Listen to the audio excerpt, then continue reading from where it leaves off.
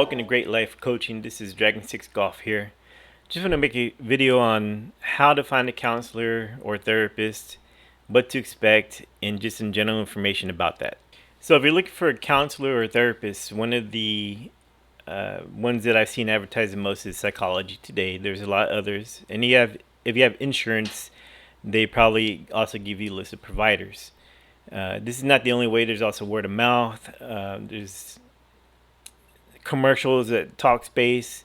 But I like Psychology Today, number one, because I'm familiar with it. But number two, because anybody who's on there, they list what they provide. So in other words, are they couples counseling? Are they growth? So you can look and find specific ones that are in your area of curiosity.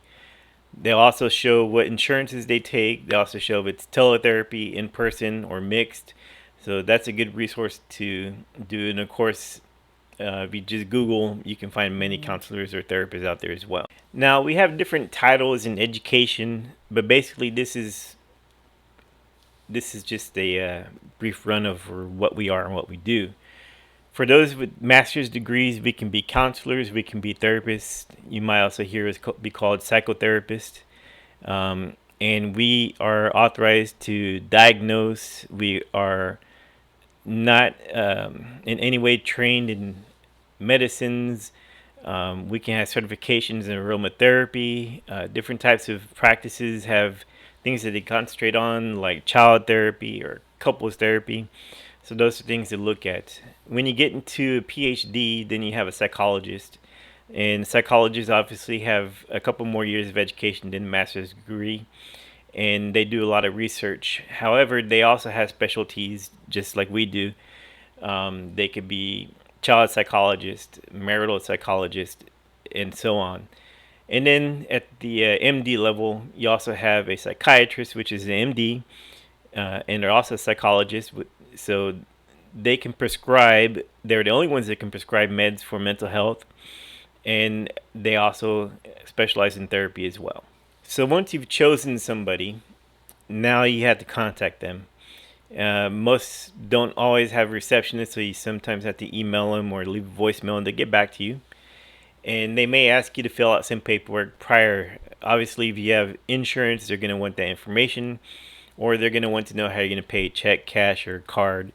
They'll also notify you how much the session will cost. Some of them also, depending on how much income you have, they have a sliding scale. Well, they'll decrease the cost because of the amount of money you have, depending on how many dependents you have as well. But they're going to ask you information like they want to know your name, date of birth, your demographics, in other words, male, female, binary, your place of birth, address, marital status, children, so on.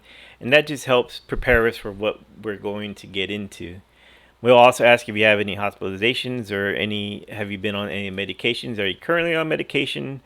Making sure that if we do teletherapy, you're in a safe place.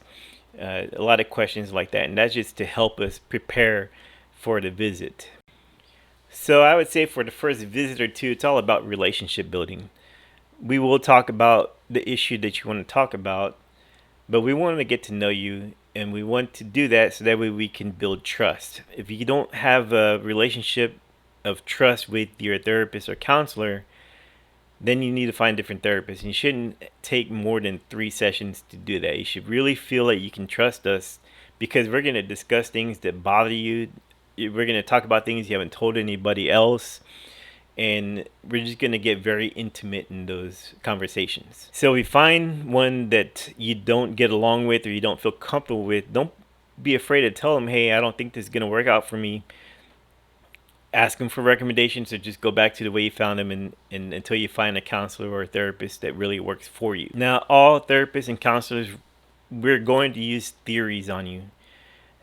And we don't use just one, we use multiple different theories. So just to give you an example, if it's something historical, then I find that we're always going to go into your past. And you might not know it's historical. You might come in with a problem with, like, I don't like to go into dark places.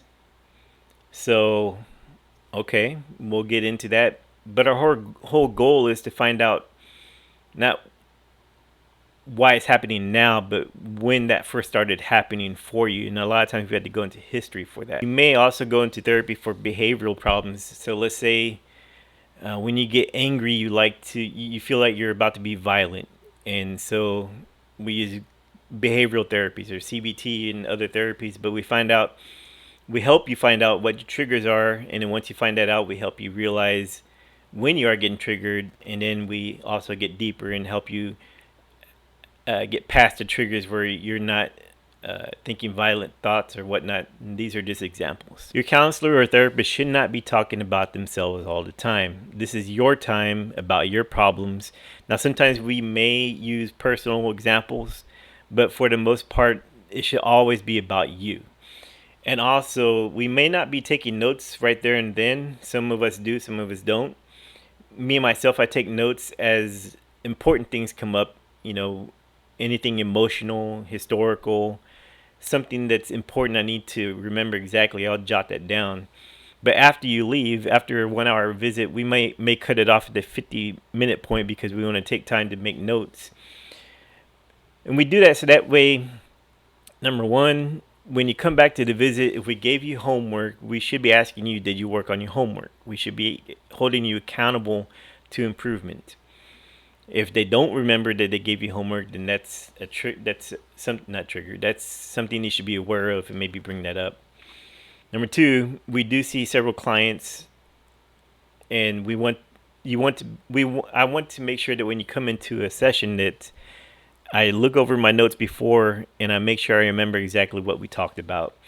And that there's no worse feeling than coming in and be like, what did we talk about last time? It's like, you're my therapist, you're supposed to know, right? Anyway, so those are just some things that we do as well. This may be a misconception.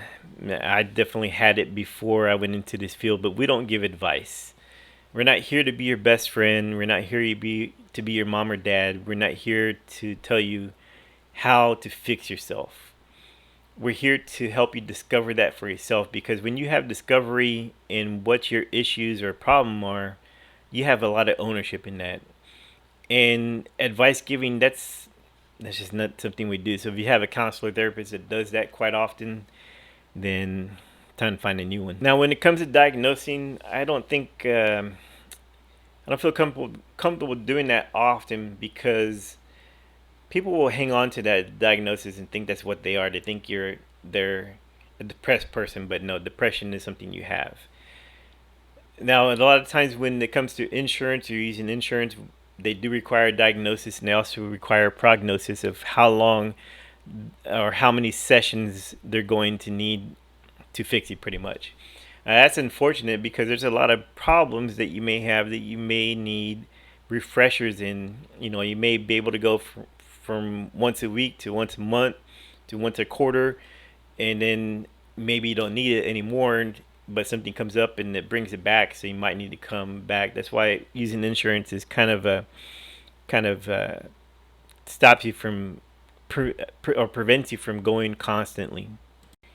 We also shouldn't make you feel like we just left you hanging. So you find out you're scared of the dark because when you were 5 years old, your stepdad used to put you in a closet, and then you didn't put two and two together. And we help you realize that, and then we just let you go. We should be telling you and helping you figure out how to cope with that, and we should help you design a plan on how to cope with it based on your experience, your ideas. And a lot of times when we find out our clients have an issue that we're not, maybe we don't remember how to deal with, or we need information, we will go home and research that. A lot of times I spend a lot of time worrying about my clients, not worrying about if they're going to be okay, but making sure I'm educated and re-educated in things that may help you succeed. Those of us in the helping arts, counselors, therapists, and even social workers, we should be getting our own counseling and therapy. A lot of us have supervisors we still answer to, but we should really talk to somebody, because we take on so much, and we have a lot of peers we talk to. But we hear problems all day, we hear issues all day, and being empathic, you just absorb them because you put yourself in people's positions or people's feelings, and we take that with us. And you have to have an outlet. So your therapist or counselor should be seeing or seeking their own help.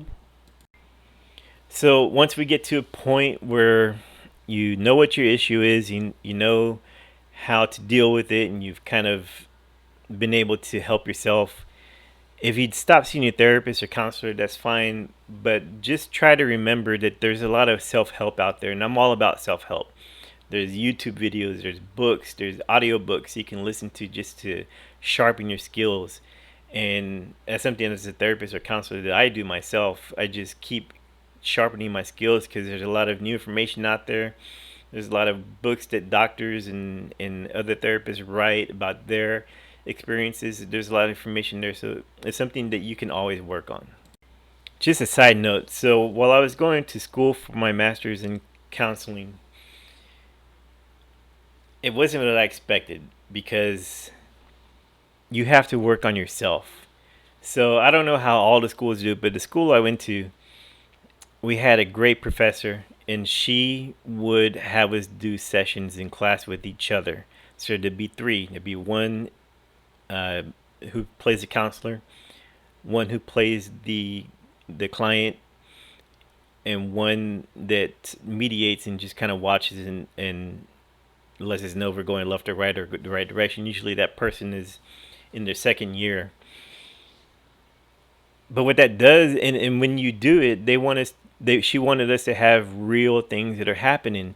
And most time I learned that the issue that we're dealing with today, at least for me, almost always stems from your past. And that sounds cliche, but it's true. And then there would be days where our professor would take one person, and I remember I volunteered one time, and she sat us. It was just me and her, but the whole class is around and we're listening. And obviously we're all professionals, so what happens in school stays in school. And I know it sounds dumb, but it does. We have a very, very high respect for others in the helping field.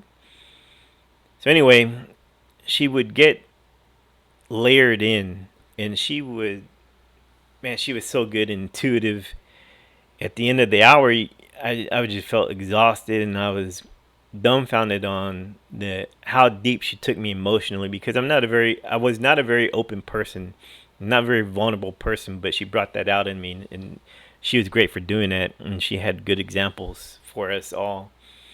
But she would give us a little break, and we come back, and she'd get on her whiteboard, and she would explain the theories that she used. She would explain why she kept pushing this issue, and she would illustrate it as well. And she would always use an empathic response, or ER, and then dig deeper. So it's always an ER, dig deeper. Open-ended questions, dig deeper. And it sounds simple, but it's not simple, because you have to listen to the person, and at the same time you have to think about where it's going. And without telling them, you have to lead them on to where it gets deeper and deeper. Because if you stay shallow, no improvement's going to happen. And I also learned from having supervisors that it's okay to be silent sometimes and think. And I would often absorb what they're telling me, close my eyes, and put me in their position before I ask the next question. And that's okay. If you have a counselor that does that, that's fine. That's actually good, because they're thinking about what you said, put themselves in that position, and they're able to ask a much deeper question after that. If you need help, I'm here to help you. I do teletherapy. It doesn't matter where you are in the U.S., I'll help you out. If you need help finding a therapist or a counselor that's licensed, I can help you do that too. Find help if you need help. If you want help, find it too. We all need a hand sometimes to help lift us up, and that's what we're here for. That's what I'm here for. Thanks for watching Great Life Coaching. This is Dragon 6 Golf.